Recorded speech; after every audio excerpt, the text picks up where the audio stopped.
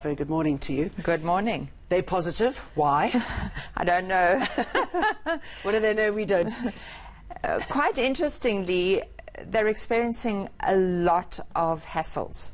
They are not growing their businesses at the rate that they would like to. They need access to networks. They're struggling with funding. They have a plethora of challenges. But despite that, they're upbeat. And that's the angle we wanted to take for this year's survey. We've been conducting it for 5 years, so we have great data to demonstrate what's been happening in the ecosystem after 5 years. And despite all of this, together with microeconomic challenges, xenophobia, power cuts, climate change, they remain upbeat. And that for us is absolutely incredible. All right, so why? Why? I'm not sure why, because when you're an entrepreneur, you naturally have to be upbeat and resilient. But the reality is, on the ground, we have an ecosystem that is extremely fragmented. It is really difficult for these entrepreneurs to find the support that they need. In fact, you need to be a private investigator in this ecosystem to find the support that you need.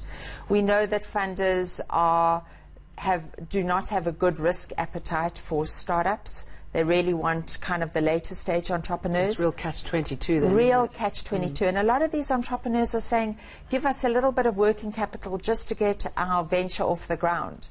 But of course, they're not able to get that. What should change then for entrepreneurs? I mean, should there be a better infrastructure around paying back their original sponsors, or what are we missing here? Yeah, so I mean, I went to the investment summit last year and this year as well, and I love what Tita and Weni were saying is, let's have one place where entrepreneurs can come. They can get the funding that they need, they can set up their business, they can understand the support that's available, and I'm really hoping that government is going to push and make that happen. Recently, they highlighted that they've set up a system that you can set up a business quite quickly, so that's certainly a move in the right direction. So I think having that kind of support. Another key aspect for me is we plow a lot of money into the economy with enterprise supply development. 3% net profit after tax, corporates need to spend on investing in the development of entrepreneurs. But what we're finding is that money's not really bringing about the results that we want. And in my mind, we need to relook those programs, maybe pool some funds, and in essence give that to really give entrepreneurs the right support that they need. This might seem like an obvious question, but why are entrepreneurs so important to any society?